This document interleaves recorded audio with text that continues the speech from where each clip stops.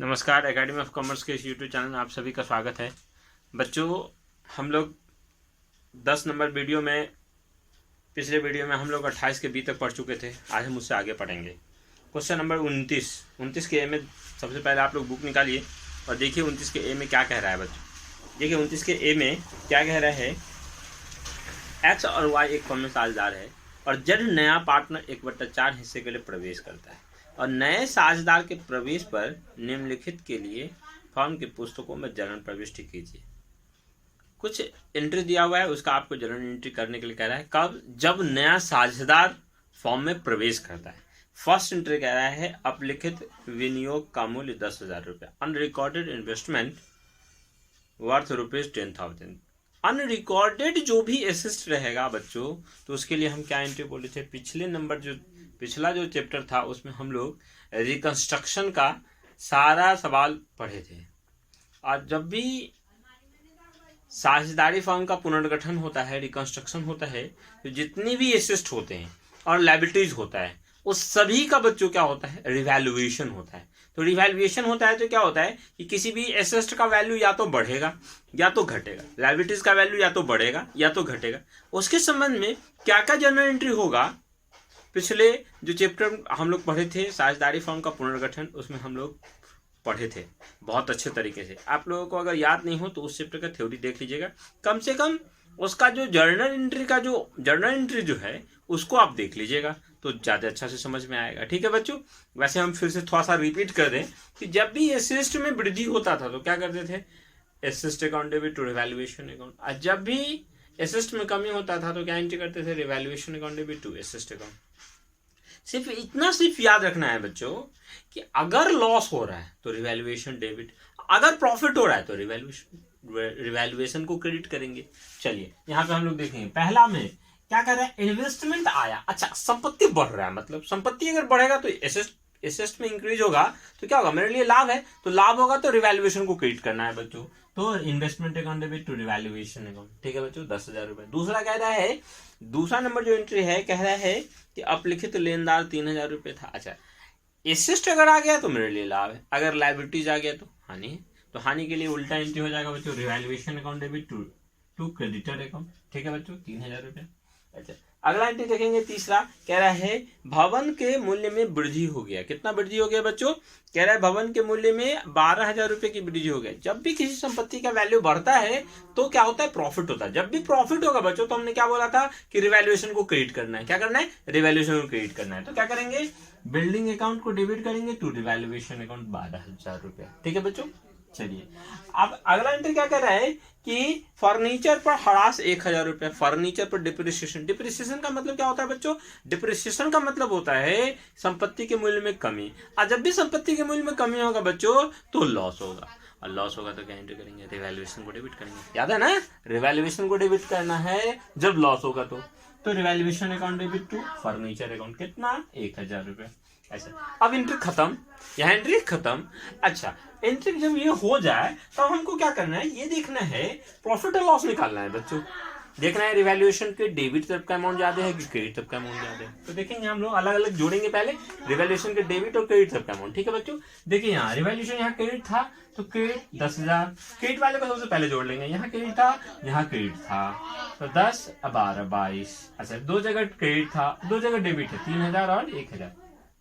4,000 debit था और credit में था 22,000। तो 22,000 में से 4,000 गया बच्चों 18,000। 18,000 हमारे लिए क्या हुआ? प्रॉफिट की लॉस। देखेंगे क्रेडिट का ज्यादा है, क्रेडिट में क्या लिखते हैं बच्चों? इनकम को लिखते हैं। इनकम ज्यादा होगा तो क्या होगा? प्रॉफिट। और डेबिट का अगर ज्यादा रहेगा लॉस, एक्सपेंस से ज्यादा रहेगा तो लॉस होगा ना। लेकिन यहाँ पे क्या है? क्रेडिट का अमाउंट ज्यादा है तो प्रॉफिट हुआ। तो प्रॉफिट के लिए हम लोग क्या एंट्री करते हैं? Revaluation account debit to all old partners capital account. Revaluation को डेबिट करेंगे to X capital to Y capital. इसमें ओल्ड पार्टनर का ही नाम देंगे, न्यू पार्टनर का नाम नहीं देंगे। क्यों? क्योंकि पुराना जितना भी प्रॉफिट होता है ना बच्चों, वो सिर्फ ओल्ड पार्टनर का हकदार होता है उस पर, यानी ओल्ड पार्टनर को ही सिर्फ मिलता है। न्यू पार्टनर को कब किस प्रॉफिट में से मिलेगा? अब जो प्रॉफिट होगा। यानी कोई भी नया साझेदार फर्म में प्रवेश करता है तो आज तुम प्रवेश करोगे तो आज के बाद जो प्रॉफिट होगा उसमें ना आपको हिस्सा मिलेगा। इससे पहले वाला जो प्रॉफिट है उसमें तो हिस्सा नहीं मिलेगा। ठीक है बच्चों, इसलिए सिर्फ ओल्ड पार्टनर में ही बटेगा। कितना? 18,000 आया। 18,000 को किस रेशियो में बांटना है, रेशियो तो यहाँ दिया ही नहीं, किस रेशियो में बांटेंगे बच्चों, जब रेशियो ना दिया हो तो ओल्ड रेशियो इक्वली हो जाएगा, यानी समान अनुपात में बांट देंगे। तो 18,000 को 2 आधे में बांटेंगे तो बताइए कितना आएगा, बताइए आप लोग, 9,000 और 9,000 आएगा। ठीक है बच्चों, तो 9,000 एक्स को मिलेगा, 9,000 वाई को मिलेगा। ठीक है, चलिए अब हम लोग देखेंगे क्वेश्चन नंबर आगे बच्चों, समझ में।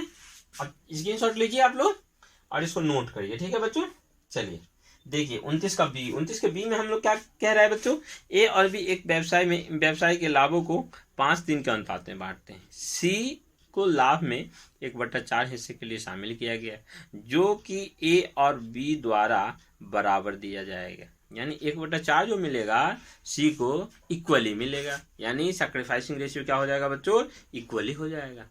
ठीक है, चलिए आगे क्या कर रहा है कि प्रवेश के समय फॉर्म का चिट्ठा। अच्छा, जिस समय सी एंट्री लिया यानी एडमिशन हुआ उसका, उस समय फॉर्म के पास एसेट्स और लायबिलिटीज क्या है उसका विवरण दिया हुआ है, यानी आपको उस समय का बैलेंस शीट बना करके दिया हुआ है।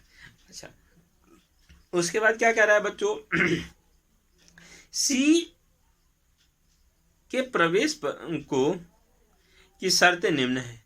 सी जो फॉर्म में प्रवेश किया उसके प्रवेश की शर्त क्या है कि सी क्या करेगा, पूंजी तथा ख्याति के लिए 30,000 रुपये लाएगा, दोनों मिला के कितना ला रहा है बच्चों, 30,000। फॉर्म की ख्याति का मूल्यांकन कितना दिया हुआ है, 8,000 रुपये के 3 वर्षों के क्रय के बराबर किया जाएगा।